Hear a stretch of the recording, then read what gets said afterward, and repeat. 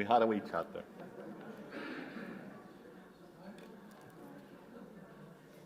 Good morning.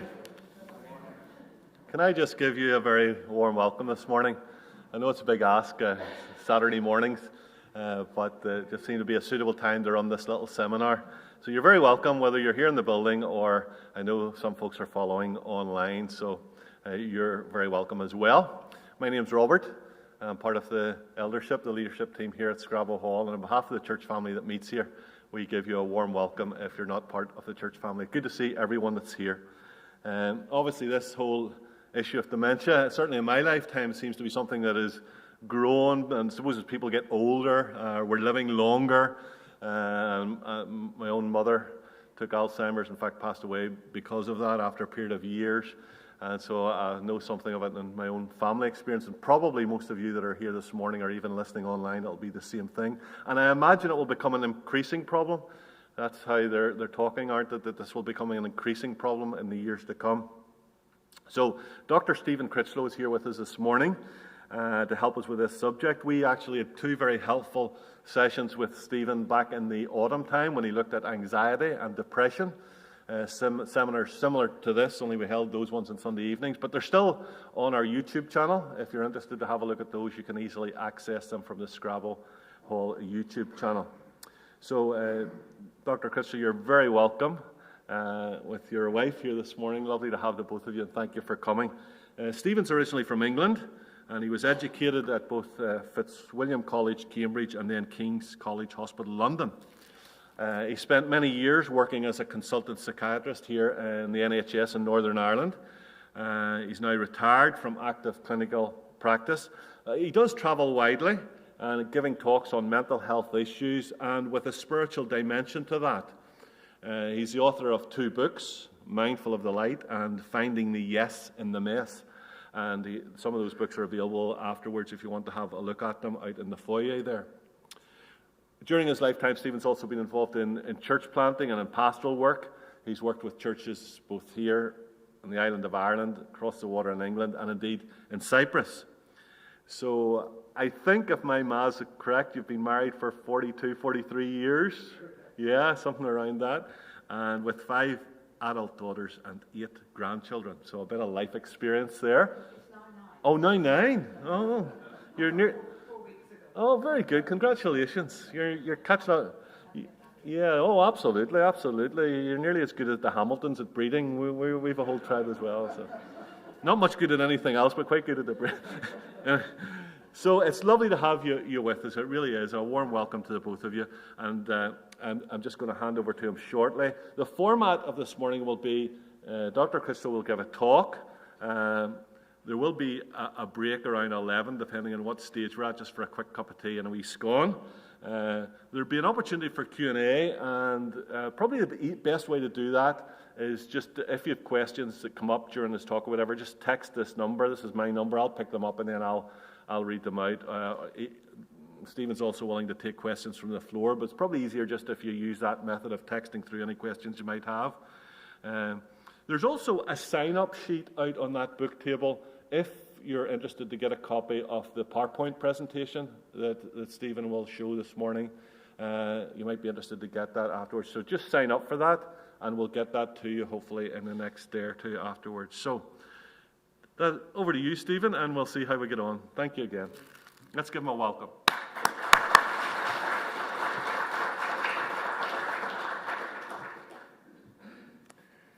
Thank you so much, Robert, for that very warm invitation. And it's just lovely to be here again with you after a few months, and just a joy to share on this subject of dementia. It's a very difficult subject. It's one that is fraught with a lot of pain, a lot of hurt. A lot of people struggle with this, either individually or as carers. So I'm aware that even in an audience of this size today, that probably there are some of you out there who've been really struggling, maybe in a caring capacity, with something that is not at all easy. So I want to bear in mind your struggles and your pain as I go through this. But as Robert has said, I also want to give a slight spiritual dimension, although perhaps that is not quite so easy to come up with dementia as maybe in the previous talks I gave on anxiety and depression. So the title we've got today is Understanding and Coping with Dementia. Let me start off with a quotation from Shakespeare. That's always a good place to start, isn't it? Puts me on the map. Anyway, here's from King Lear.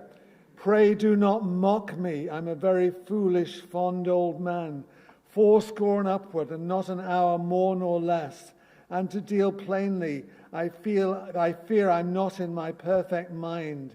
Methinks I should know you and know this man. Yet I'm doubtful, for I'm mainly ignorant what place this is, and all the skill I have remembers not these garments, nor I know not where I did lodge last night. Do not laugh at me, for as I am a man, I think this lady to be my child Cordelia. And William Shakespeare paints pretty well, in a sense, in King Lear, the onset of what is probably dementia. And obviously in dementia there are many symptoms and signs that we can come up with. But maybe first of all I should just give you a little cameo, a little picture of somebody who is developing dementia. And I'm just calling this the story of George and Mary. Well, doctor, it started with his memory about 6 months ago. He asked me about the arrangements for our summer holiday 3 times in the space of an hour. He then forgot an important arrangement to meet a friend in town. He started to misplace things. He lost his car keys and we found them in the fridge. He was very upset about that and started shouting at me and accusing me of taking them. That kind of behavior is most unusual for George. Then on one occasion he drove the wrong way down a one-way street and could not understand why all the other drivers were honking at him. He had scraped the car quite badly on a couple of occasions recently. He's been forgetting to take his medication, and the other day he tried to give the window cleaner £100 for cleaning the windows. I wish I was that window cleaner. That would have been good, wouldn't it? He cannot now seem to use his bank card, and the other day put in the wrong PIN code on 3 occasions. He also seems to have difficulty using the remote control for the television. His memory just seems to be getting worse and worse. So there you have a picture of somebody who is showing signs of dementia. And I'll come back to some of that in a moment. But obviously, somebody like that, you'll be thinking, well, there's something seriously wrong here, and how do we get help? Well, in my profession as a psychiatrist working with the elderly, I often ran something called a memory clinic. And so this person would often be referred to what we might call a memory clinic, where there would be an assessment of somebody's memory and abilities. So I would do what we call a memory test, which is a 30-point schedule, and George would score maybe 22 out of a possible 30. So there's signs there that the memory is not so good. Obviously, a memory test is sometimes a little bit dependent on your underlying intellectual abilities, but, a score of 22 would be well down on that. And another test we'd often do, which is quite a simple test, but very useful, I used to find in clinical practice, was to ask somebody to draw a clock face. And on that clock face, put the numbers in the right positions from 1 to 12. And then put the time, for example, at 10 past 11. Now, if they're able to do that correctly and accurately, well, that's pretty good, But if the sense, I often found of somebody with a dementing process would get the numbers mixed up, would go all on one side or not properly spaced, or instead of putting it at 10 past 11, they put it at 10 to 11, that kind of thing. So that little test was quite a useful little test. Of course, there'd be other tests we would do, like sometimes asking people to identify and count coinage and that kind of thing. So simple tests that one can do at a memory clinic would often point towards the diagnosis. So in George's case, he would not be able to do that, and he got the wrong time, and he couldn't count the coins. So some of those tests in a memory clinic would be helpful in pointing towards the diagnosis. Well, maybe I should say, what is dementia? What is dementia? Well, it is a serious illness, more present in the elderly than those who are younger. And to make a confident diagnosis, there needs to be at least 6 months evidence of deterioration in memory and abilities. And there's often also a change in personality. The words there are all important. It's a change in memory and abilities. You know, all of us as we get a little bit older struggle slightly with our memories. I sometimes have occasional word-finding difficulties. Occasionally I can't remember what I did on holiday 20 years ago. I have a slight thing there, you know, but it's not in any way serious. And I don't think I've got any difficulty with my abilities so far, except they've stopped me driving because I've got a pacemaker at present. So my wife's kindly driven me here today, which is great. But, you know, there's that loss of ability in doing tasks. Of course, that reflects, of course, on what we've talked about George. He's driving the wrong way. He can't remember things. He's putting his keys in the fridge. These kind of abilities to look after himself have been lost. Of course, some of those abilities tend to be, you know, depending on your lifestyle. For example, if you're somebody who's doing a lot of paperwork with bills and finance and everything else, it may be that you struggle slightly with some of those tasks first. So depending on the task, you know, the most readily learned tasks, most recently learned tasks might be those that are lost first rather than more basic tasks. So that would be the case, and you would identify with George, as we've described, a loss of memory and also a loss of abilities. And then there is usually, not absolutely always, but usually a change in personality. In other words, somebody who has been very calm and placid might become more agitated. Somebody who's very agitated can sometimes become withdrawn. So those changes in personality can be there as well. Just answering the question, how common is dementia? Well, obviously it is, to a certain extent, age-related. You know, we're living longer, as Robert has already mentioned, and as we live longer, the chances of having dementia are actually greater. So, for example, 1 in 14 aged 65 and over, 1 in 6 over the age of 80 who have dementia. And currently in the UK, about 850,000 people with dementia, and the number is increasing as the lifespan increases. And about 1/3 of patients with dementia actually live by themselves. So it's a serious and increasing problem for us. There are, of course, different types of dementia, and you may be familiar with some of these, and I'm not necessarily going to give you an absolutely exhaustive list, but just to make you familiar with the basic types of it. Alzheimer's disease, described by Alois Alzheimer, is the most common. I'll come back to that. Dementia can be vascular, following a stroke or several minor strokes, and about 20% of strokes can be vascular in type. Sometimes there's a bit of overlap. You can have a dementia which is mainly Alzheimer's, but a little bit of vascular there as well. So there's sometimes overlap. Lewy body dementia, not so common, but here you often get prominent visual hallucinations, like people seeing animals and that kind of thing. And with Lewy body, there's often, during the day, varying periods of confusion. So it's much more confused at one time than another. There's often trembling and stiffness and falls, and memory difficulties and difficulties in planning tasks. Frontotemporal dementia is again rather different. The frontal lobes are here, the temporal lobes here.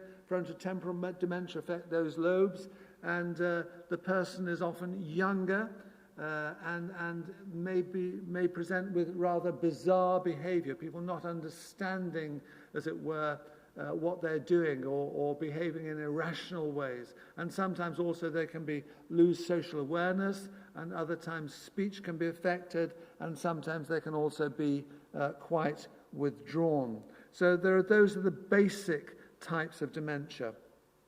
There are other types as well. I'll mention one or two on the way through.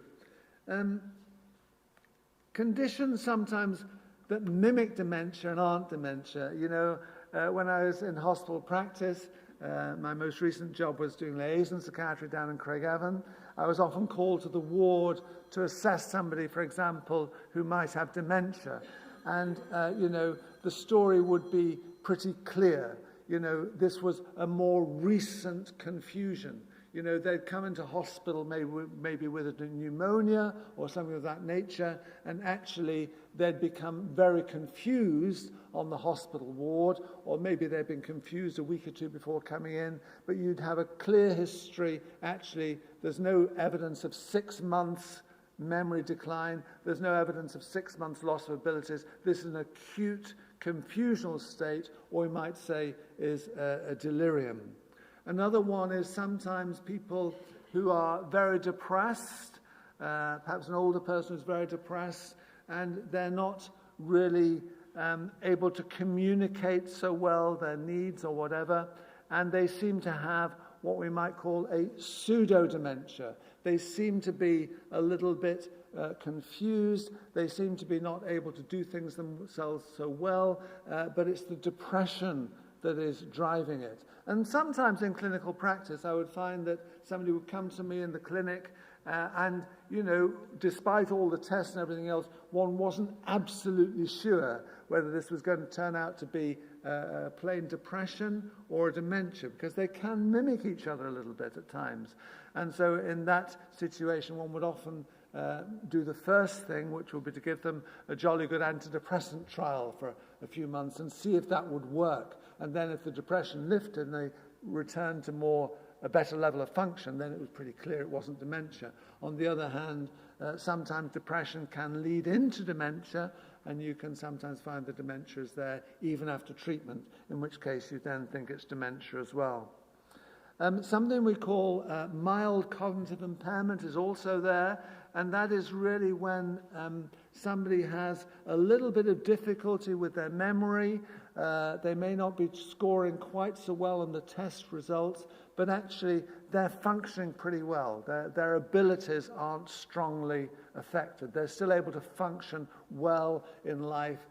Sometimes people like that might take notes for themselves as reminders, but that's okay. They can function pretty well. Whereas with dementia, as I've said, there's not only the loss of memory, but there's a loss of abilities, and that's key in the diagnosis.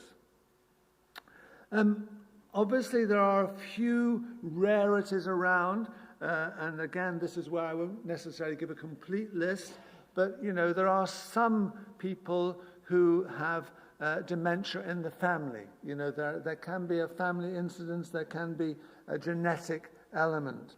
For example, in rare instances, some people can develop dementia in their early 40s or early 50s, and that kind of dementia sometimes runs in families, but it's pretty rare. It's due to different genes that are inherited, and that can be one factor there. Does dementia run in families in the elderly? Well, the answer to that is there is a gene called ApoE which can occur, and depending on exactly how much of that gene you have, you might have a little bit more familial incidence. But actually, generally, the family influence is not that strong. The genetic influence is not that strong. Somebody said that if you exercise well and walk a mile a day, you can compensate for the amount of ApoE4 you've got. So take that as you will. So the genetic element in the elderly type is not so strong, although it can be there to a certain level. So that's just a little bit on the genetic side of things. Of course, there are also medical conditions that can be superseded by dementia, and there are a number of these. Down syndrome, for example, the Down syndrome, you have 3 chromosome 21s rather than 2, and the chromosome 21 is responsible for amyloid production, and amyloid is substance in the brain that can be counterproductive in dementia, and those with Down syndrome do get dementia, a third after the age of 50 and 2/3 after the age of 60. AIDS can be complicated by dementia. Multiple sclerosis occasionally can be complicated by dementia. Parkinson's disease can lead into dementia. Previous stroke can also lead into dementia.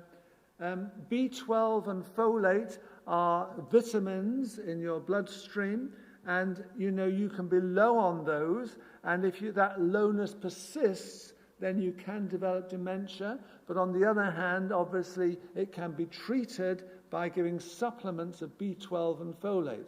Likewise, hormone conditions such as low thyroid hormone can mimic dementia, but again, if you take the right level of thyroid hormone, then those kinds are treatable.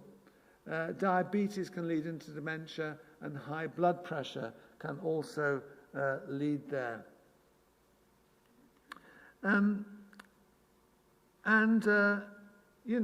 There are risks for dementia. Basically, these things, smoking, obesity, lack of exercise, excess alcohol, raised cholesterol, can all make dementia more likely. And there's good evidence that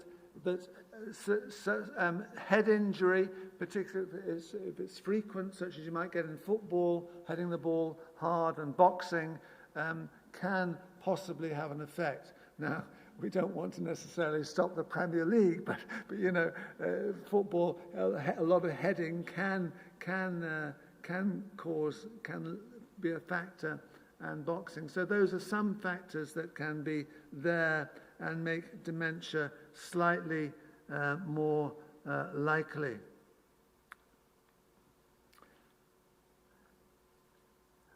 What I'm doing today is, in a sense, giving you the medical side first. But actually, I want you to reflect on this at the end. The medical side here is not the most important aspect of dementia. It's not. And I'll come back and explain why that's the case later. But looking briefly at now what drug treatments are available, there are certain drug treatments and they have some benefit, but they are not curative. They're not curative. In dementia, what you have is you get a breakdown of the nerve cells, and we call it the development of what we call plaques and tangles of nerve cells in the brain. Now you've got well over 2 billion nerve cells, each with 100,000 connections. It's a fantastic organ, the brain. But in dementia, particularly in Alzheimer's disease, you get the development of what we call plaques and tangles. The nerve cells actually degenerate. Now, once they've degenerated, you can't reconstruct them. That's not possible. So in a sense, with medication, you're trying to hold the tide back for a while rather than trying to cure. We do know, for example, that these plaques and tangles are due to two substances called tau and amyloid. Those are the things in the brain that increase and are connected to these tangles and plaques. And they've been doing a lot of experiments over the years with mice, for example, to try and get mice to remember. It's very interesting the way they do that, actually. I'm told that they put a mouse in a kind of little pool of water with an escape hatch, you see, and see how long the escape hatch is hidden, and you see how long it takes the mouse to find the escape hatch. And that's a measure of the memory of the mouse, you see. So you can test the memory of the mouse by doing different things to the mice. Now, you may not like those experiments, I don't blame you, but it's interesting the way they do it. And they found that, for example, if you give vaccines to mice, or you give other injections to interfere with amyloid and tau, then actually you can help the mouse to remember better. And obviously a lot of that experimentation is going on all over the world. The difficulty we've got is that most of those things, most of the results of that research so far have been toxic to humans. And so, for example, vaccinations or substances to try and interfere with that tau and amyloid in dementia, they've been proved to not be helpful. They've been proved to be toxic. But, the chances are over the next 5 to 10 years, we might find something else that could be very useful in helping prevent that breakdown process. Because, of course, if you can help prevent that breakdown process into these tangles of nerve cells and these plaques, that would obviously be extremely valuable. But we're not there yet. So the treatments we have are not actually curative. They're trying to hold back the process a little bit. So, for example, we have drugs that are called Anti-Cholinesterases. Now, let me just explain that a little bit. One of the chemicals that connects, a neurotransmitter that connects nerve cells together, a neurotransmitter, is called acetylcholine. Now, that is broken down by a cholinesterase. And so, once it's broken down, there's less of it around. So, the nerve function is then ended. The connection between the nerves is then not working properly because the acetylcholine is broken down. But if you can enhance the amount of acetylcholine at your nerve endings, then that could be beneficial in helping those nerves to work better. So these drugs, such as Aricept, rivastigmine, galantamine, are anticholinesterases. They stop the breakdown of that acetylcholine, and in stopping the breakdown, there's more of it around, and the nerves work better. So many people who would come to my clinic, for example, would be examined to see if they would be suitable for one of these drugs, an anticholinesterase. Aricept is one of them, for example. You might have heard of it. And I would be there to assess whether the person was suitable for them. And there's certain things you look at carefully. And if you're then prescribed that anticholinesterase, such as Aricept or one of the others, then you'd get benefit from it. Most people get benefit. Not everybody would be suitable, but most people get benefit. And that benefit would persist for about 2 years. Now, that can be very useful because that 2 years might be giving somebody better function for 2 years. It might be a help in, for example, keeping somebody at home who might otherwise have gone into nursing or care accommodation. So that can be very useful. And so that 2-year period can be very useful. But after that, the effect wanes and it doesn't actually, in the end of the day, stop the deterioration of the Alzheimer's or disease. Another drug that's sometimes given is memantine, which is given rather in the middle or later stages of dementia, and that interferes with something called glutamate in the brain and reduces the amount because it's overproduced, and that can have some benefit on behavior and maybe a little bit on cognition as well. So those are some of the drug treatments that can be available. And, some people will say that other things can be useful. Some people say ginkgo biloba, but I think it's doubtful. Of course, I've mentioned B12 and folate can be helpful where there's deficiency of those. Some believe that fish oils and omega-3 fatty acids can be valuable, but it's hard to know definitively whether they are really very valuable. So now I want to, that's in a sense the medical side of things, but in a sense there's so much more to dementia, and I want to switch to try and look at how we can care together for the person who has dementia. And, so often the words and the way we use them are so important, and I can fall into the trap of using them incorrectly myself. But we need to think it is a person with dementia. Do you understand me? Not a person with dementia. You understand the difference? Because the difference is quite stark.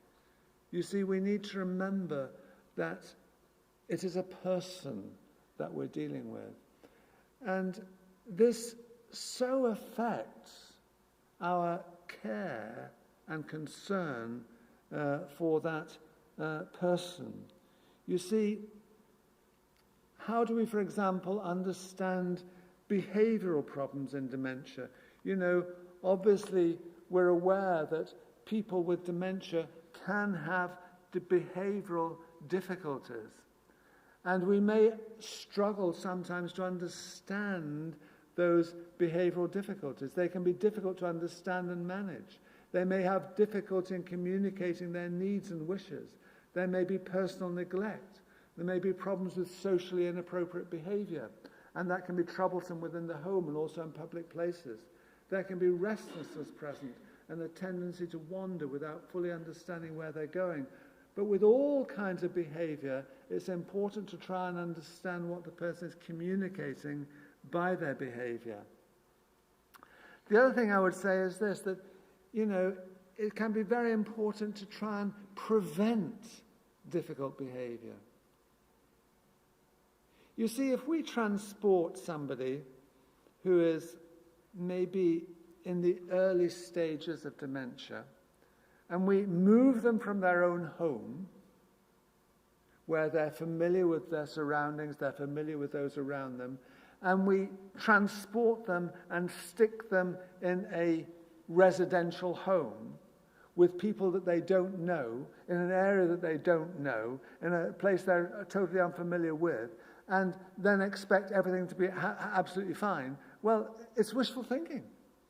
Because it's a person we're dealing with, and the person is part of a complex. And that complex involves family and other people and friends and home and familiar surroundings, etc., etc. So you can imagine if you put somebody like that in a foreign environment, well, you're bound to get behavioral problems. You're almost bound to. I mean, we had something in a hospital where I worked which was called a dementia assessment unit. I thought, after a while, why have a dementia assessment unit, really? Because actually, it's much better to assess people with dementia in their own homes and keep them in their own homes as long as you possibly can. Because actually, people do much better in their home surroundings. People do much better with familiar people around them. They do much better with familiar routines, And so much of our care over the years has been very, very faulty in its thinking. So but also when we face behavioral problems with somebody with dementia, we need to ask, what is the person trying to communicate? For example, somebody might go around the ward and check everything at night, he used to go around his own home and check things at night before he went to bed. So why wouldn't he do that on the ward?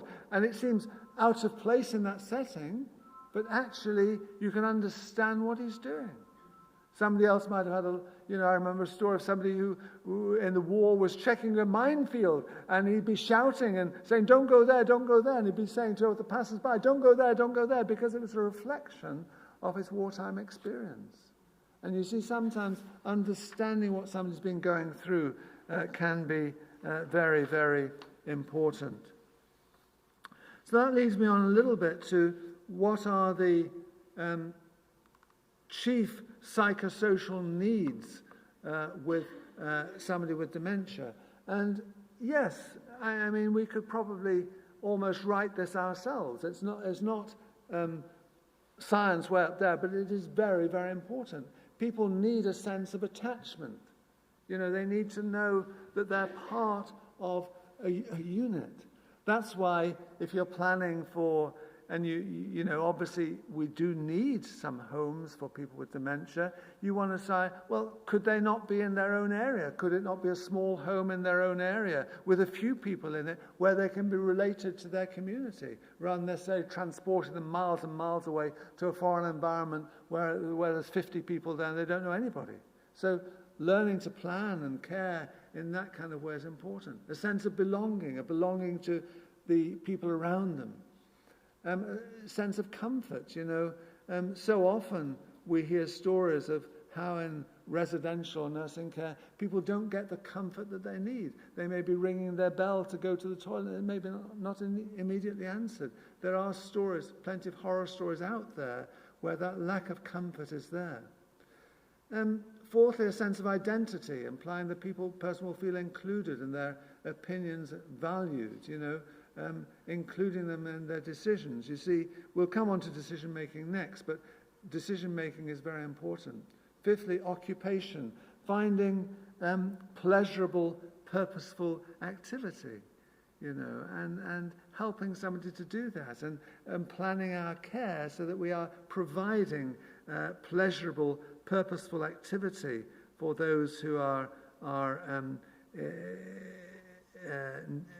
needing it. So it's person-centered care.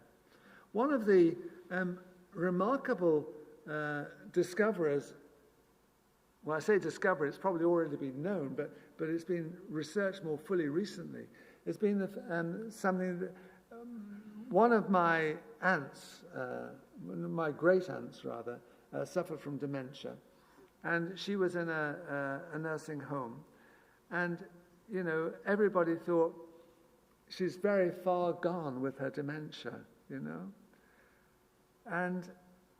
But suddenly there came on the radio the hymns that she knew really well. And she just suddenly joined in that hymn, and she could still play the piano a little bit. It just so changed her whole appearance and demeanor. And they've done a lot of research on that now, which is called a research on personalized music memories. And it's very interesting. What they've done is they've looked at a person's history, and they've looked carefully at what songs or hymns or other music has been particular to that individual. And they've loaded this all up on an iPod or something similar, so the person can listen to that music. And they found remarkable results.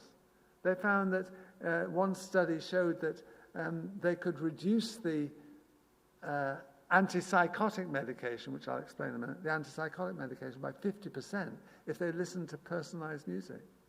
You see, the temptation, of course, is this, that, you're called as a doctor to visit this ward, and the person in the ward has dementia, and they're pulling everything down, they're pulling everything apart and whatever. Your temptation is right, let's give them some medication. Let's sort them out and quiet them down.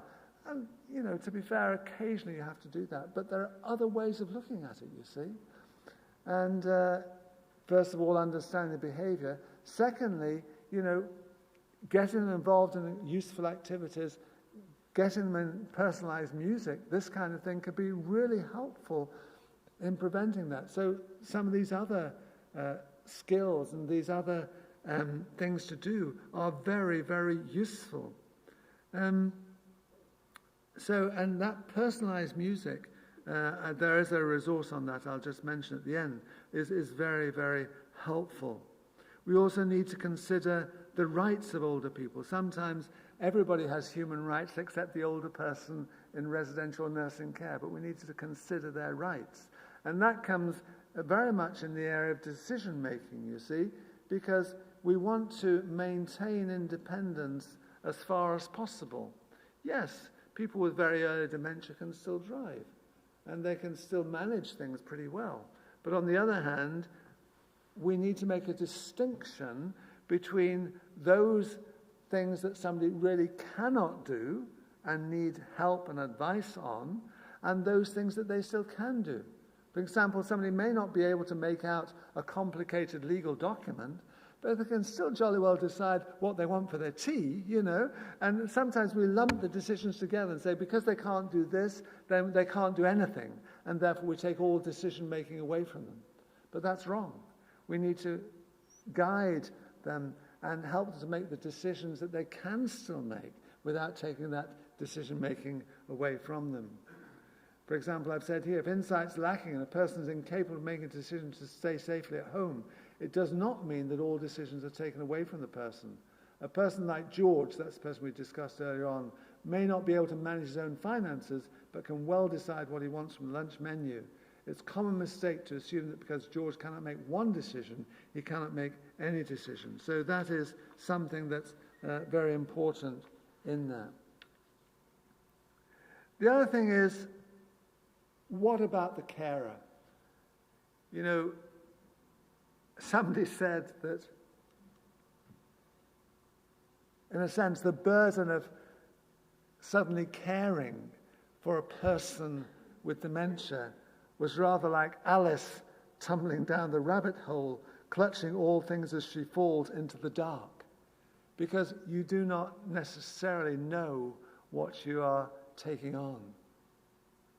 Because dementia, as it expresses itself in the individual, can be quite different one from another. Some people can be quiet and peaceful with it. Others can be, as I say, the personality change, they can be very difficult to manage. So learning to care for somebody with dementia is not necessarily easy. But on the other hand, we do know that that person with dementia is much better in their home environment. That's, you know, so far as possible to stay with them where they're at is much, much better. But on the other hand, that does place a big burden on the carer. And sometimes carers have said, here's one carer says, the deep and desperate loneliness of the long-distance carer. It can be very hard work and very difficult. And somebody else has said, I'm an exhausted, nervous wreck of a person, because the burden of caring can be very considerable. That's why we need to very carefully consider the needs of a carer, and we can ask for a carer's assessment. Obviously, understanding the illness is beneficial, because you know what you're dealing with. Understanding your own limits and knowing where help is needed is very helpful, because, some people will automatically say, well, I'll be the carer, but you don't necessarily know what you're taking on. And it's very important at times to bring in others to help in that caring process. Making sure you get necessary help and support, getting regular breaks, maintaining friendships, and making sure one's own medical and mental health needs are being dealt with. So getting a carer's assessment. And sometimes, the balance may be to have a carer at home with a person, but bring in other care into the home rather than moving somebody into a foreign environment. That often works very well. So the carer is getting regular help and support from outside, maybe from other members of the family, maybe from professional resources. And so looking after the carer is very, very key and important.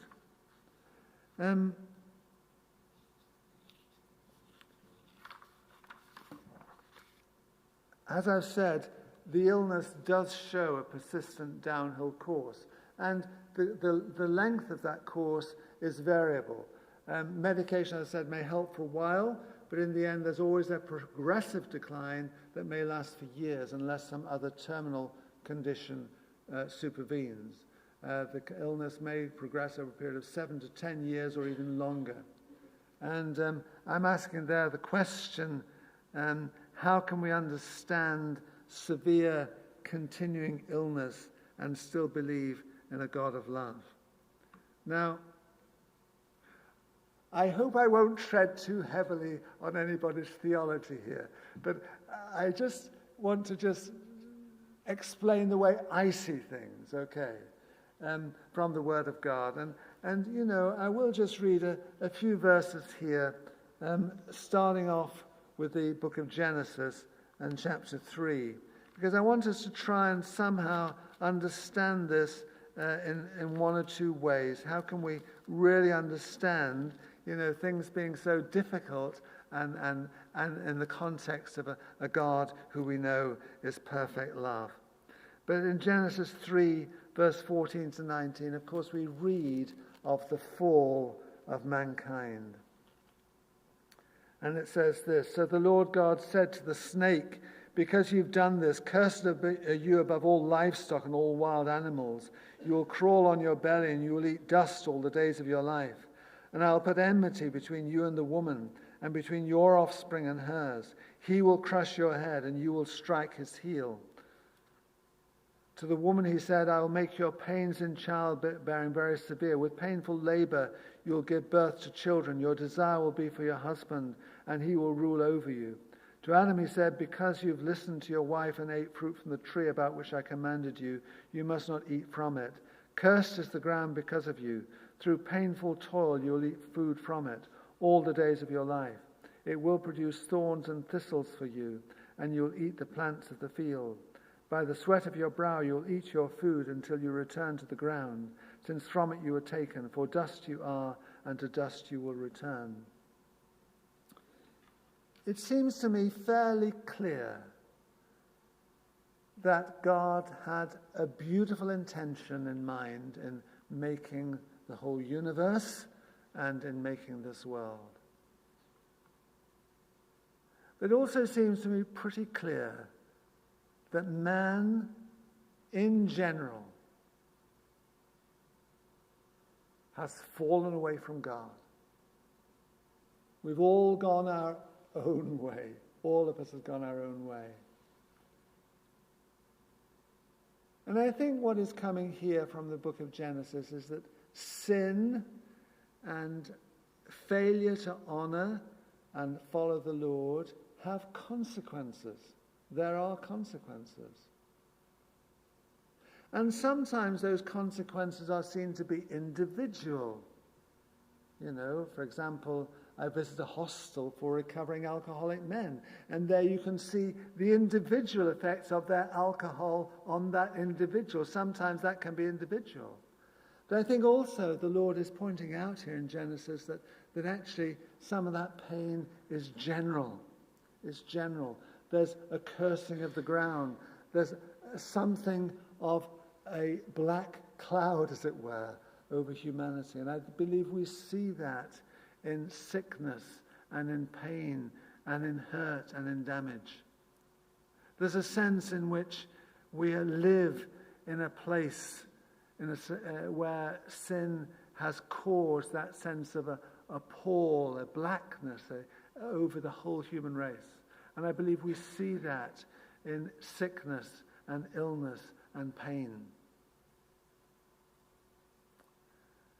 And of course, Paul also says here in Romans 8, verse 19 to 24, he sees that this whole place is a place where things are not in any way perfect. We see a world which is damaged. And here's what Paul says in Romans chapter 8 and verse 19 to 24. He says this: For the creation waits in eager expectation for the children of God to be revealed.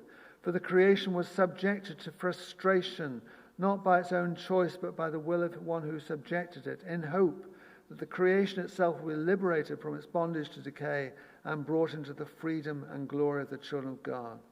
We know that the whole creation has been groaning, as in the pains of childbirth, right up until this present time. Not only so, but we ourselves, who have the first fruits of the Spirit, groan inwardly, as we wait eagerly for our adoption to sonship, the redemption of our bodies. In other words, the creation is subject to groaning and pain.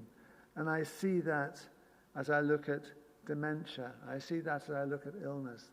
This is part of the whole thing, that this world is not the way that maybe God originally wanted it to be, nor is the way that it will finally be, because Christ will return and transform all things. But in the pain and in the suffering and in the struggles we have in this current world, how should we be? Well, of course, we should be, in a sense, as Christ was, you know.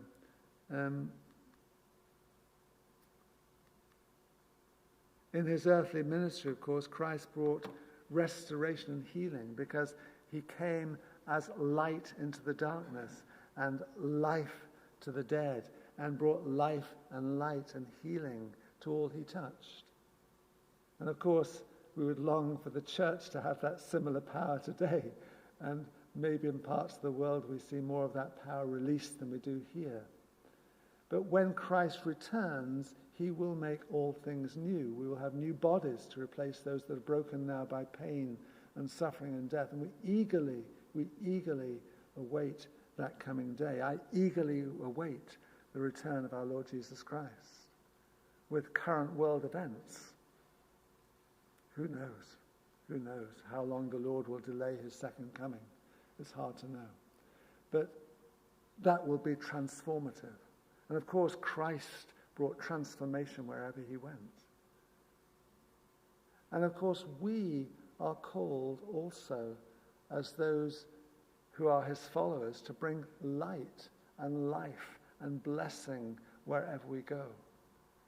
And the most important thing that the most important thing we're called to do is to really love, isn't it? To really love with all of our heart, soul, mind, and strength.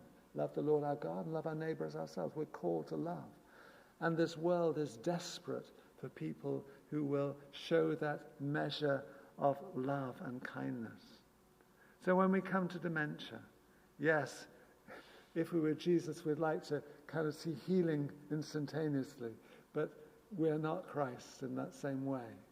But we can show the love and kindness of our God to those in dementia. And how do we do that? Well, we see them as a person primarily. We see them as a person in the context of their families. We want to show them love and kindness. We want, so far as possible, to keep that person in a familiar environment so long as it's possible. We want to provide care for that person in the best way we can. We want, so far as we can, to be giving that person, useful and helpful involvement in things. We want to try and help that person to be their own person despite their dementia. We want to use music and all kinds of other ways as well that we can think of to try and help that person to be as much themselves as they possibly can be. We probably want to delay their moving into a care environment as far as we possibly can. So until that day, we're called to love and care. Paul again writes, serve one another humbly in love. He also writes, carry each other's burdens, and in this way you will fulfill the law of Christ. So all of those things should be guiding and leading us in the way we do things.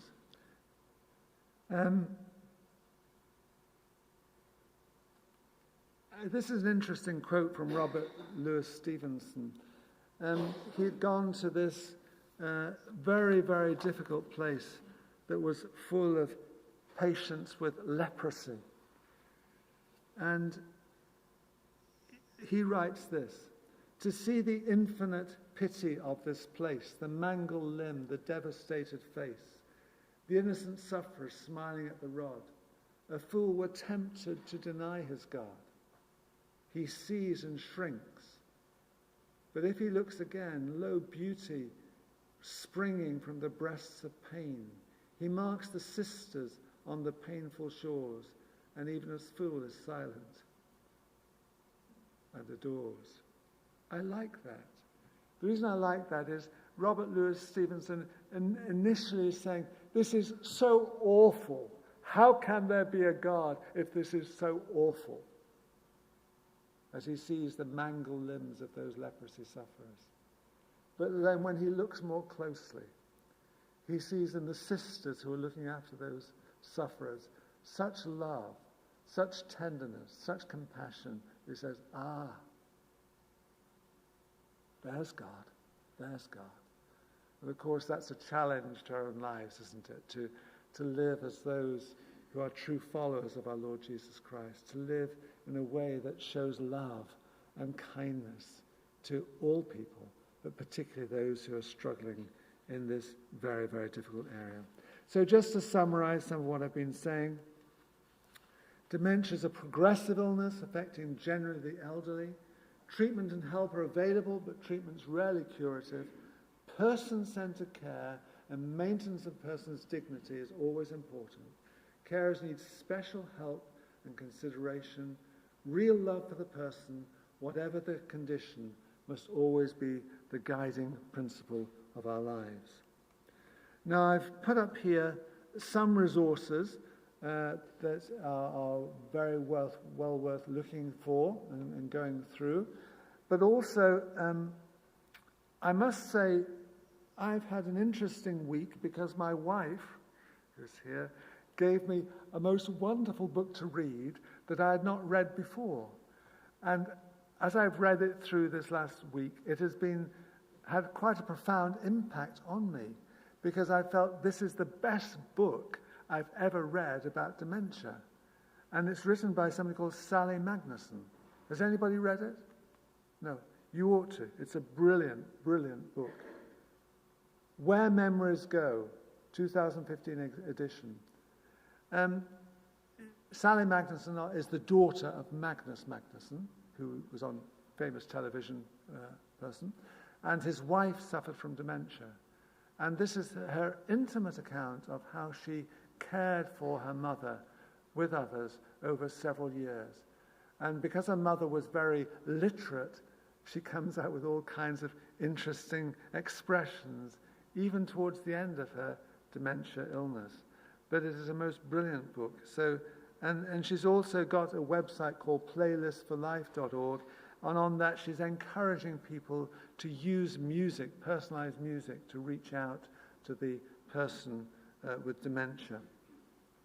The other thing there is just a file from the CMF, Christian Medical Fellowship, have a very interesting resource pages, and they've got a file on number 71 in that file on dementia, 21st Century Challenge. You can find CMF website, Christian Medical Fellowship website, go on to that, and go on to number 71, which is a very good account of dementia. So that's really the resources there that I have available. So it's coming up to 11 o'clock now. So over to you, Robert, how you want to do things now. Thank you. Thank you,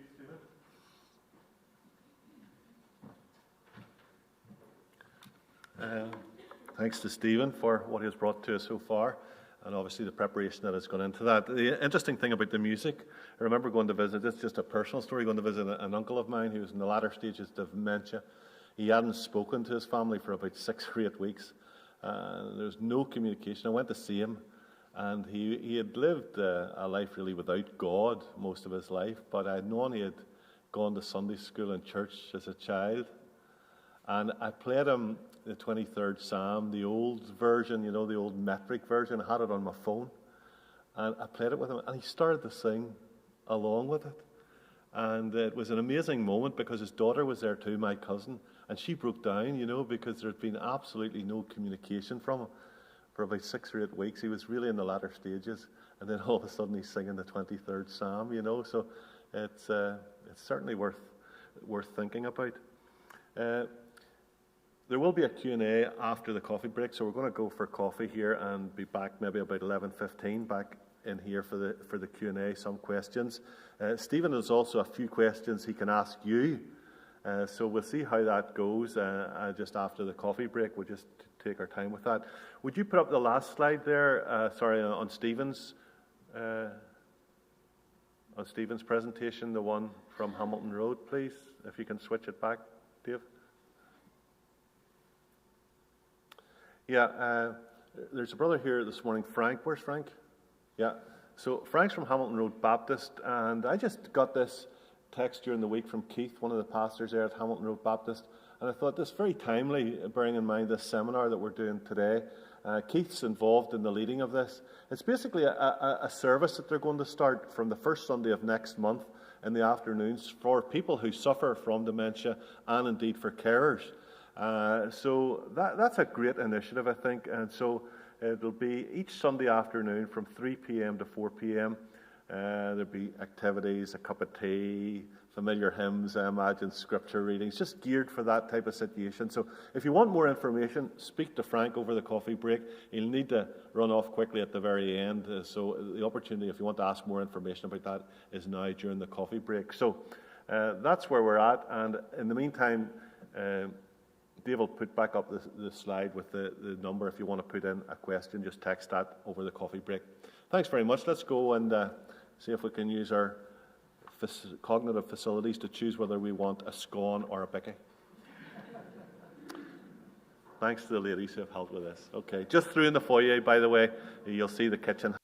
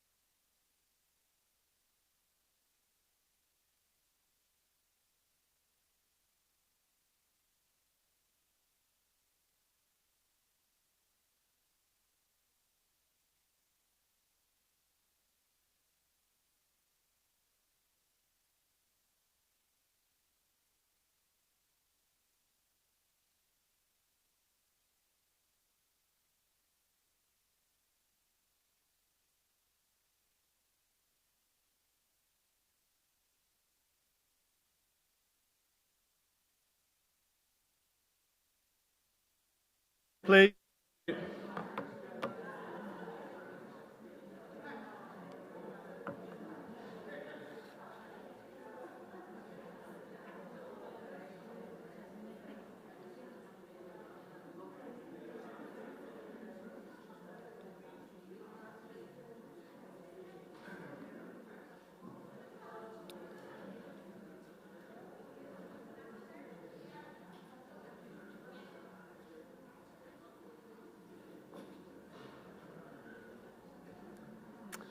Okay, so I'm just going to invite Stephen to come up now. There's some questions have come in here. We'll deal with these questions. We'll see how time goes. If there's enough time at the end, we may do some work just in small groups with some of the questions that Stephen has come up with, but we'll just see how that goes.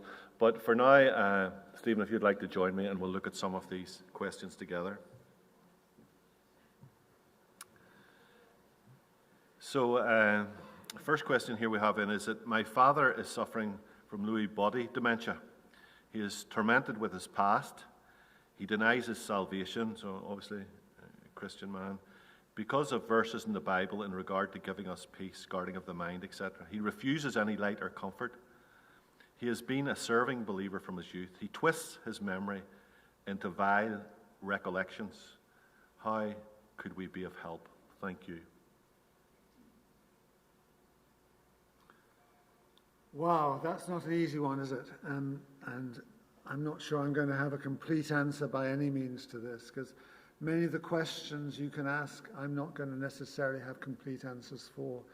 Lewy body dementia can be quite difficult in terms of the visual experiences, in terms of the confusion that comes in, and obviously the altered cognitive function here is certainly affecting things. The thing is this, finding a way to bring him peace and relaxation. That seems to be the key thing. And I'd be wondering if in this situation whether the power of music and the power of hymns and that kind of thing from his past might actually be able to bring some sense of relief. Because I think what I was saying towards the end is that certainly music has a very powerful effect in dementia. Even when the initial stages are over and you're into the more serious end of things, it can actually have a powerful effect. And seeing the way other people have responded to it, in fact, even hearing one or two stories in the break there, I'm wondering whether the power of music and the power of hymns and the power of things he's known from the past that might have brought him that sense of reassurance might be helpful. The difficulty is, of course, in trying to talk it through, is if the memory is not so good, the person can't easily remember the answers that are given, and may not be able to easily rationalize in that kind of way. So trying to talk it through may not always be the answer, but rather finding ways of bringing relief and release. And I'm wondering about music in there.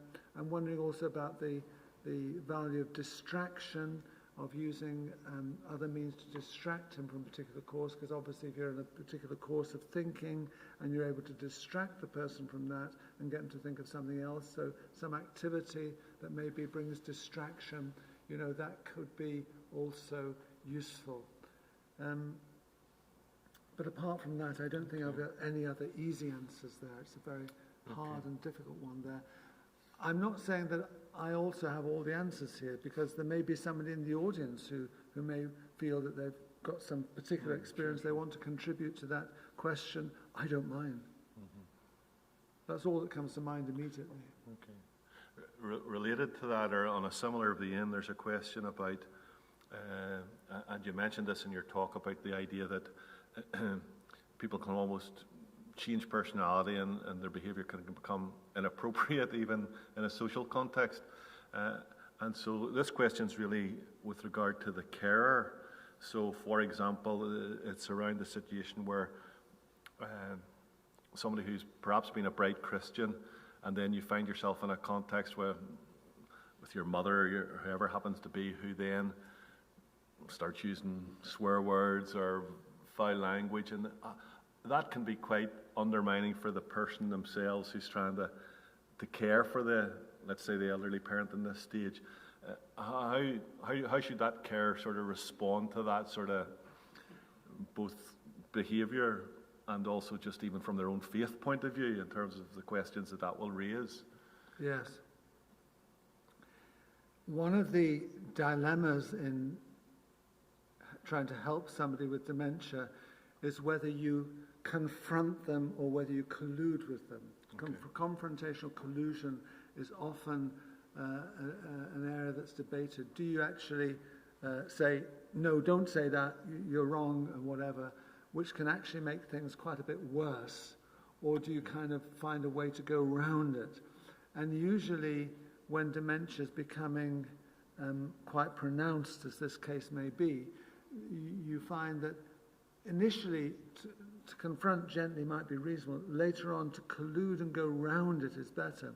So, some kind of way of colluding with it and, in a sense, finding a way to divert away from it is probably the best, rather than confronting it head on. And obviously, depending on the situation, there could be a case to try and gently move somebody aside from the centre stage, as it were, if that kind of thing is going on in a more public way, and find a way to persuade someone to leave that immediate environment and go to a quieter place to calm down. So some kind of distraction, some kind of collusion may be better than head-on confrontation. Okay. My wife has been in dementia nursing care for the last 6 years. 2.5 years ago, she had the last of several falls. She has not spoken again after the last fall, and I have a theory that concussion may have caused her to be non-verbal. Is that possible? Well, it is certainly possible. Obviously, if concussion, if she fell over and hit her head, and there was some level of concussion, obviously some kind of brain scan should have been done or ordered. Whether that was done at the time, I don't know from the story. But one would imagine that, anyone who's had a head injury and become, concussed as a result of that ought to have a brain scan done to see if there's any deficit left. Obviously, we do know that on a brain scan, some things look a subdural hemorrhage, which is a hemorrhage of blood under the skull. That kind of thing could cause a degree of pressure on the brain. And of course, that could become a more permanent damage. So, that is a possibility.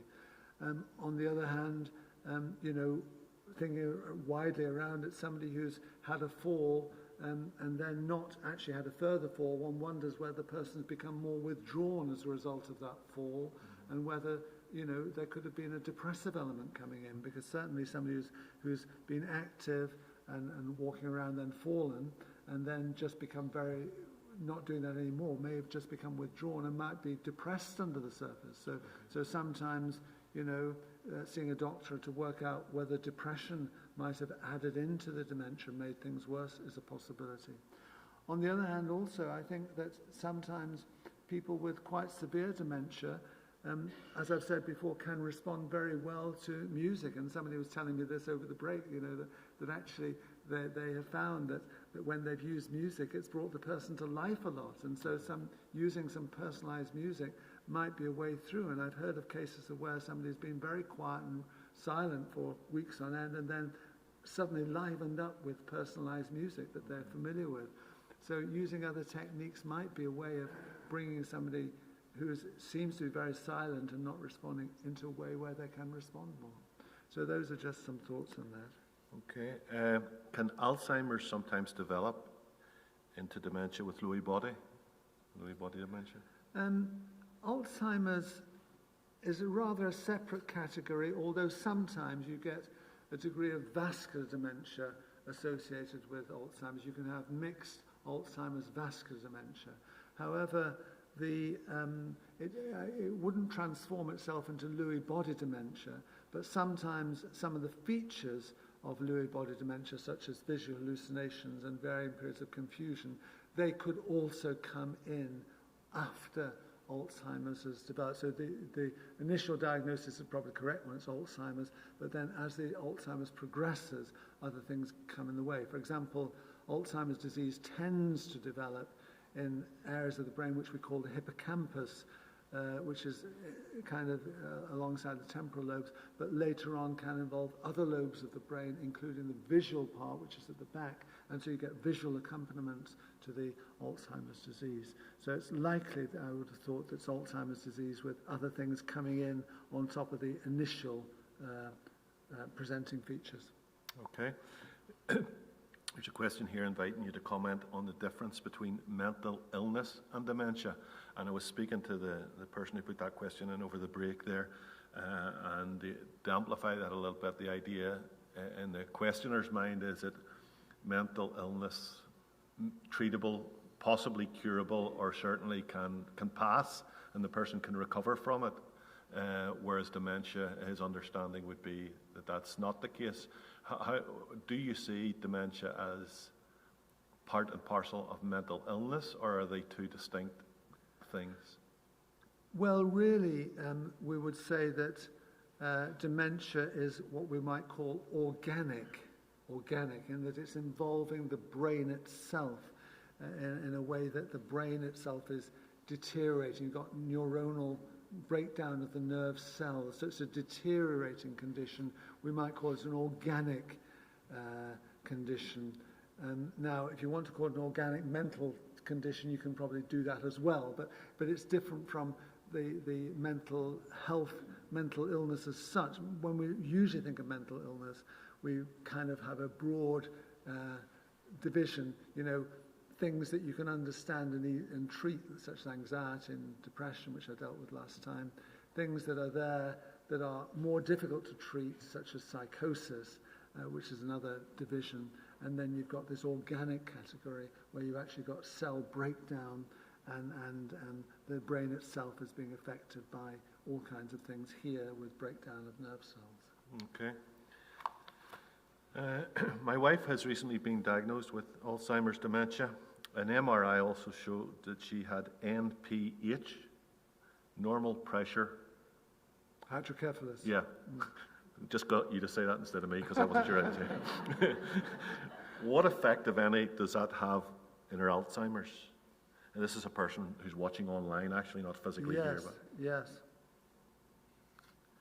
Well, obviously, it's a little bit difficult to be absolute on that matter. Normal pressure hydrocephalus is one of those conditions that you can diagnose and find on the brain scan and other tests that are done. But if she's been told that there's Alzheimer's disease there as well as the normal pressure hydrocephalus, one obviously has to accept that as a dual diagnosis. It's not one nor the other, it's both together. And because that's the diagnosis she's been given, I'm not sure I could necessarily easily comment further on that. You know, both are there and both are together, yeah. Okay. What should you openly discuss about dementia to the person who has it, or perhaps even in the early stages of it? No, in other words, when, if ever, do you start to broach the conversation with the person who actually has been diagnosed? So the question obviously refers to a situation in a family setup where perhaps the parent has been diagnosed, but early stages, and they're wondering, do we engage with mum or dad about this?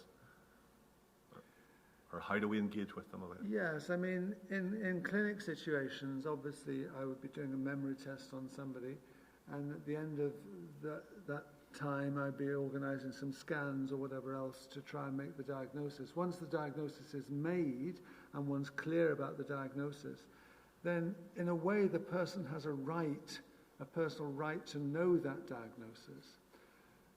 But on the other hand, you don't want to force them to have that diagnosis told them if they don't want to know it. Do you understand me? Okay. So in a clinical situation, you're often feeling your way towards, how much does this person want to know?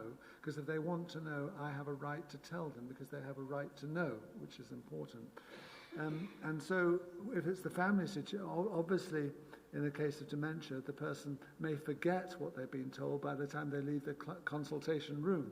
So that is one thing that happens. And so, you know, the family may want to address the issue again at home. But I think you're often dealing with a person who's quite vulnerable. So you have to, in a sense, work out a little bit, how much does this person want to know? And let's tell them what they need to know, because they may need to know it, obviously, in terms of making financial arrangements, that kind of thing, making an enduring power of attorney, for example, or a lasting power of attorney. So something like that may be something that they want to particularly do. So, you know, if you've got an very early stage of dementia, you'll probably still have the capacity to make some lasting power of attorney arrangement if you want to sort out your affairs. So sometimes there's a value in knowing and other arrangements you want to make. And somebody can cope with that. So the idea, my general philosophy was I'd prefer to tell them if it's early stage so they can make certain plans for their future. Okay. On the other hand, if they made it very clear to me that they didn't want to know, I would sometimes maybe not necessarily tell them directly. And related to that, what about the person who's in denial? So in other words, you notice perhaps they are putting the keys in the fridge or forgetting the PIN number, to go back to George's example, and you gently try to raise that with the person. Oh, not at all, I'm fine. No, I'm not going to the doctor, type of thing. Well, that's quite common because, you know, they used to have the saying, if a person comes into your clinic and is worried they've got dementia, they almost certainly don't. And if they're not worried about anything at all, they probably do. So, you know, you are faced there with a situation where the person is adamantly denying any problem, and yet they clearly have the dementia. Well, again, you know, you're into the business really of collusion or confrontation, and often it's easier to collude and necessarily go round it rather than be directly confrontative, which can make things worse. Okay. A couple of questions that were related to me in the foyer, and they're both related to guilt on the part of the carer. Yeah. Okay, so I'll try to remember them now. Can't remember things the way I used to be. Anyway, one was around a situation where you mentioned the fact that if possible, and for as long as possible, keep the person in their home, the domestic situation that they're used to, what they're familiar with. But it gets to the stage, perhaps, where the person has to go into residential care or has to go into nursing care. And that can be a huge guilt trip for the family when they uproot this elderly parent or relative and move them to the nursing home. So guilt about moving them out of their familiar circumstances. And the second one, I'll just give you both at the same time. The other one was about a situation where the lady was in residential care with dementia, and her husband, who was fine but died from a heart attack or something similar, then the daughter was left with the situation. She would go in to see her mum, and her mum would say, "How's George?" And then initially she would say, "Well, Mum, you know, Dad passed away." And then it would be a terrible situation of grief and mourning, and the lady would be distraught. And then, of course, the daughter would go home, come back in the next day, and the mum would say, "And how's your dad?" And so she would start over again, saying, "You know, my dad passed away." And then, she broke down. And this went on for several weeks. And then eventually she just got to the point where she said, "Mum, Dad's okay, and he's in a good place, you know," and the sort of collusion bit. But a lot of guilt with that as well. So those sort of situations are similar in some ways, in that it's the carer there that's the issue in terms of guilt, either about putting the parent into the nursing home or the residential care, or guilt about covering up the realities of life, if you like, especially something as major as that, bereavement. Yeah, sure. Well, I'd have to be honest and say I don't have all the answers here. Right, okay. But we'll try our best and approach them. I think it's very important particularly those of us who have a Christian faith, to know from the Lord what we should do and what we shouldn't do. You understand me? There needs to be that clear understanding. And sometimes that's also something we might discuss with a family member. So, for example, sometimes family can help, but sometimes family can't help, and we're on our own with the situation. And we just need to know ourselves, can I persist in caring for my relative at home by myself? Can I persist in caring for my relative at home with the help of professional services? Or really, can I not? You know, we have to know our limitations. And to know our limitations and be clear about that, I think, is a very important step in our lives. You know, because other people will have expectations of us that we maybe feel, I cannot necessarily fulfill that. So knowing before the Lord what he's calling us to do and what he's not calling us to do can be fine. The other thing about care homes is, yes, you know,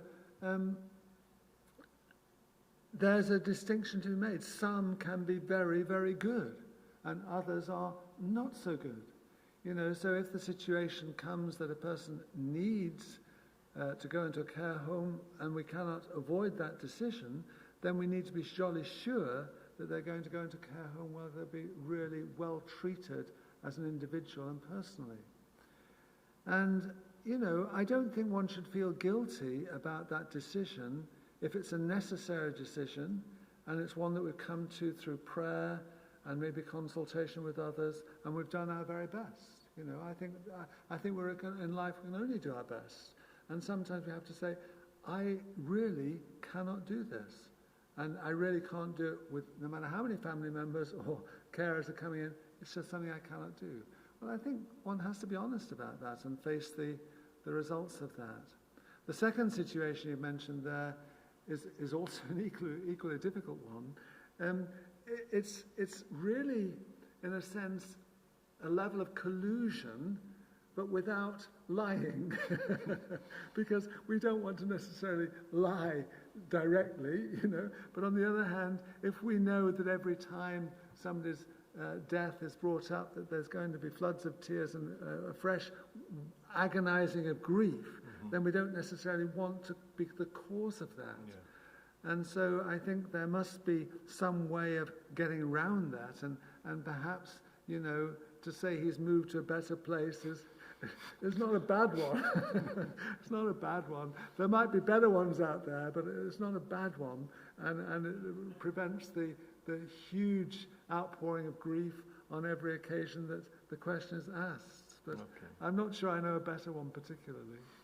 My wife sometimes comes up with better ones than I do. So yeah. Feel free to interrupt her. Of course, each and every situation is unique and different, isn't it? And there will be fresh issues in every situation. There's another question here. What can you do when there are few to help and the person refuses to have anyone else come into the home to attend to personal care, and the person's refusing to have their clothes washed or bed clothes? In other words, it's a situation where there are very few people that can help, and the person themselves will not tolerate or not accept help from others outside that small group.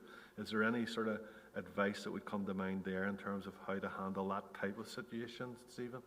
Well, in a sense there, you're facing a behavioural problem on the part of the person who is suffering from the dementia, and the behavioural problem is that they're not willing to accept help. Well, I think there are different strategies perhaps one can go around in doing that, you know. Okay. In other words, getting the person as calm as possible, maybe using music, maybe using other ways to try and diffuse that initial situation. Also, you'll find that there are carers who can come in and actually, although initially it might be difficult, after a little while, it'll begin to work a lot better. Okay. And so sometimes just giving somebody the opportunity to be there for a while before, in a sense, saying, you know, no. And I think allowing the carer to try their very best to bring in that care, I think it's still necessary, but to try and persuade the person via distraction, other means, maybe music, to accept it. There may be acceptance down the line, even though initially there might be outright rejection. Okay. I think that comes through in the book by Sally Magnussen as well, how she was caring for her mother, and her mother was not the easiest by a long way, but actually as carers came in, although initially she might have rejected them, later on she did accept them and was able to work with them. So I think giving things time can be very helpful in that kind of situation. Okay. Also then, just inviting a comment about, not sure if you mentioned this in your talk or not. If you did mention it, I missed it.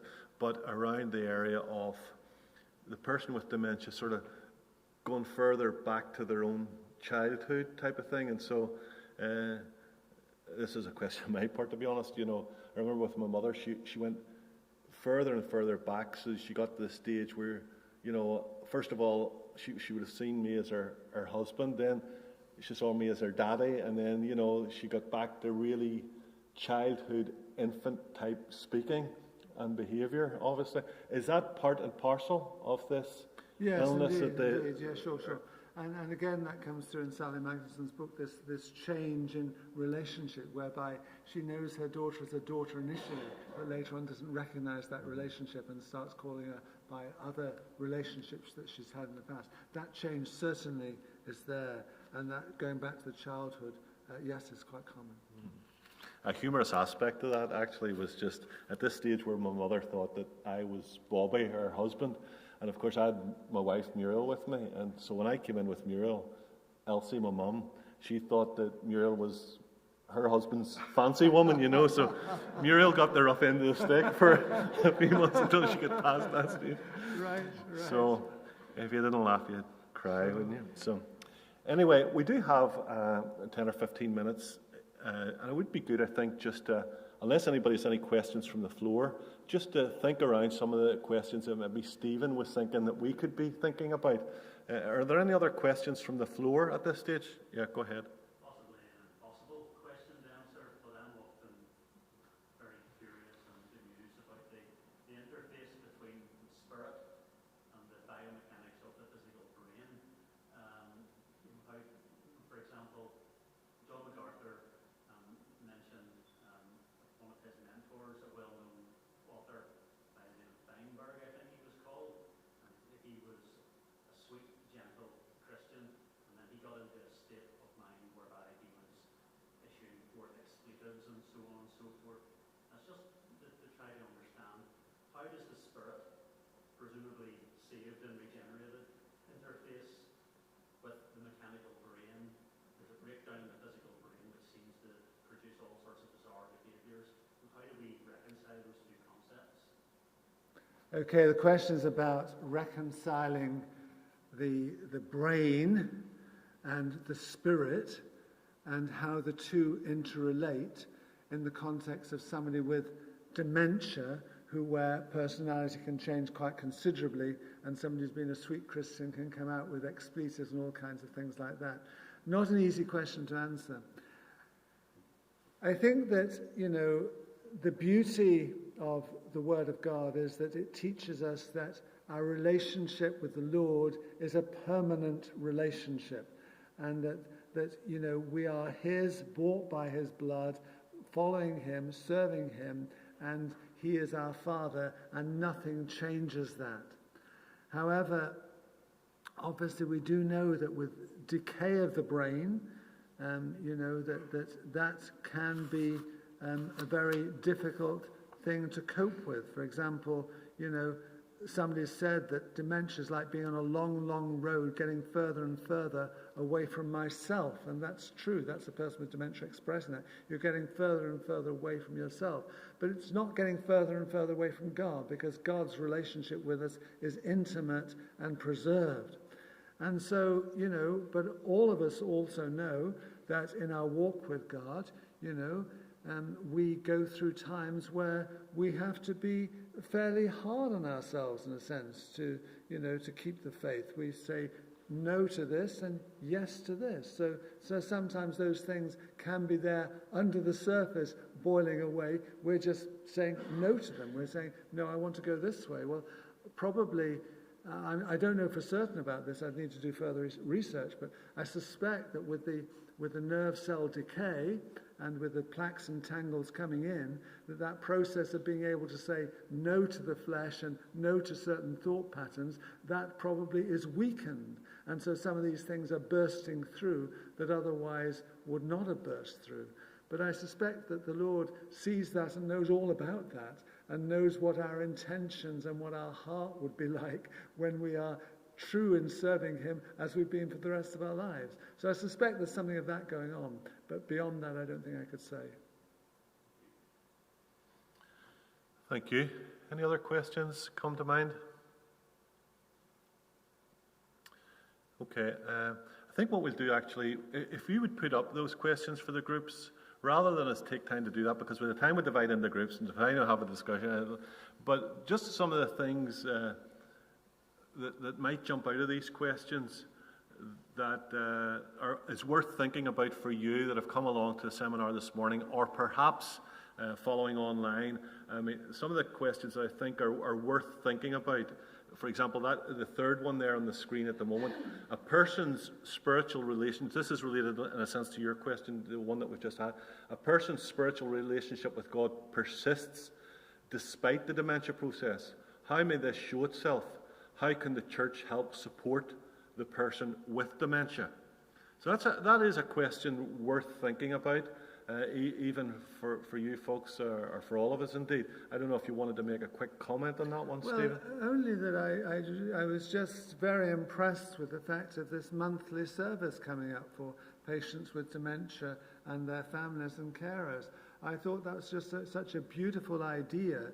And as I was talking with the person regarding that more fully, he was explaining that actually, they're going to sing the more traditional hymns that the people would have known from years ago. I thought, well, that's a beautiful thing to do for patients with dementia and their families.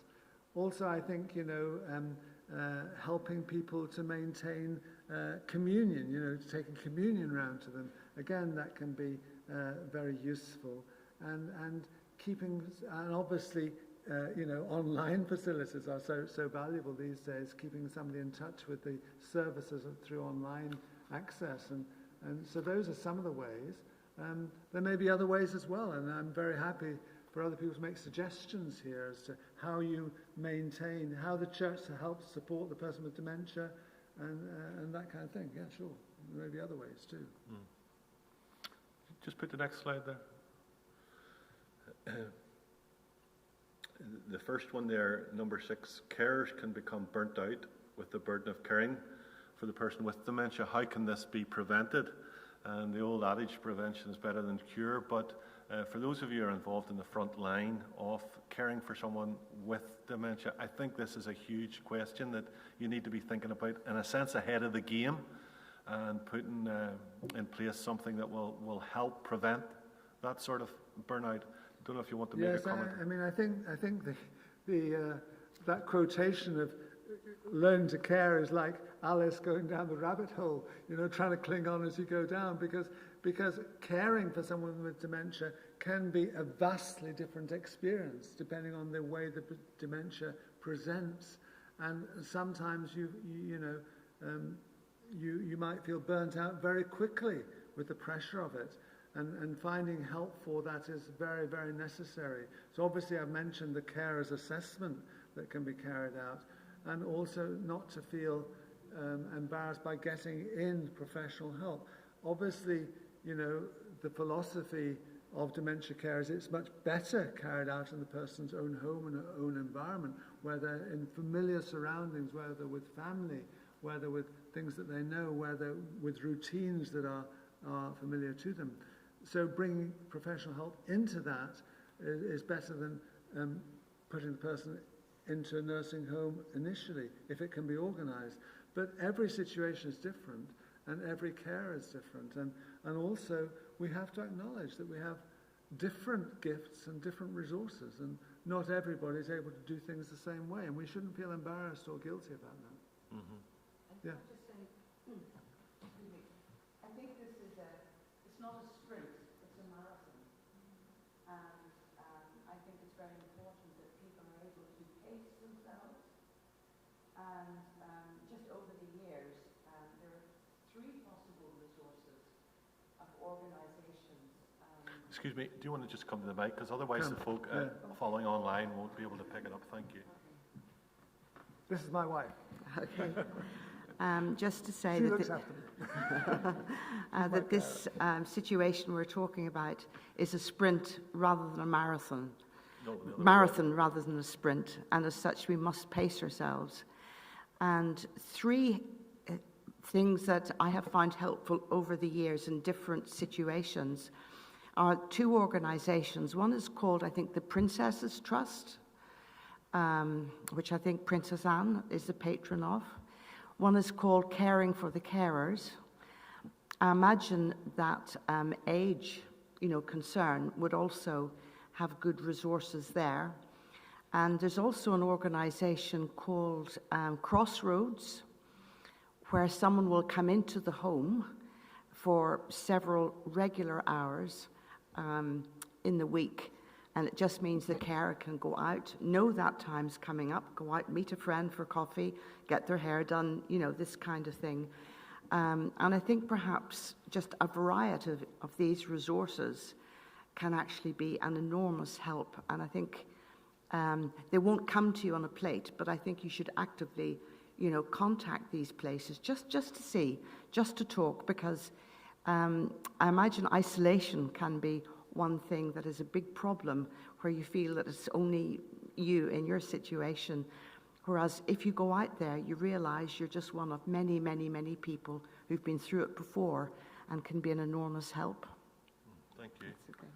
Yes, just one thing I'd add there is also, the Alzheimer Society have so many, many very helpful fact sheets on all kinds of aspects of dementia that are very, very useful to carers as well. Frank? Could I maybe just add a wee bit to that? I know at the moment this system.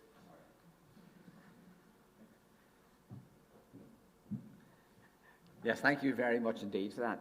I just thought this was worth adding, but I think this system at the moment exists only in England, where we're all familiar with Macmillan nurses who will come into the home when there's someone living in the home with cancer. There's now an organisation set up called Admiral Nurses, where nurses will come into a home and help with people with dementia. But as far as I'm aware, it hasn't arrived here yet. But it may well be worth keeping your eye out for when it does arrive, because this business of, needing other people to relieve the carer is a very big issue. So thank you very much indeed. Thank you. Sorry. Yeah, and I know just at a local level here, Aaron Boyd, who's with us here this morning. Do you want to stand up just a moment, Aaron? Because I'm going to refer. Aaron has contact with local carers here and organisations here in the community. So if you want to, people, those are secular organisations working here in the local community, but can give support to people trying to give care to people with dementia issues. So either speak to Aaron if you're interested to get those phone numbers or email addresses, or I have taken them from there as well, so I can furnish you with them as well. So thank you for that. That is really helpful. Obviously, there's a lot that we could still be talking about and thinking about. Do sign up for the PowerPoint thing, even if it's just to get that last slide with the resources. That CMF resource is very helpful. And you get the details, obviously, as well about the service in Hamilton Road Baptist. So if you want those details, just sign up there for the PowerPoint, and we'll get that to you in the next few days. So thank you for coming along this morning. I hope this has been helpful to you. Stephen, we're really grateful for you taking the time to have prepared this stuff and given the talk, and probably the hard bit, shooting from the hip with a Q&A. That's never easy, but thank you for being up for that as well. So thank you may God bless you and your wife and family. So let's give a round of applause to you.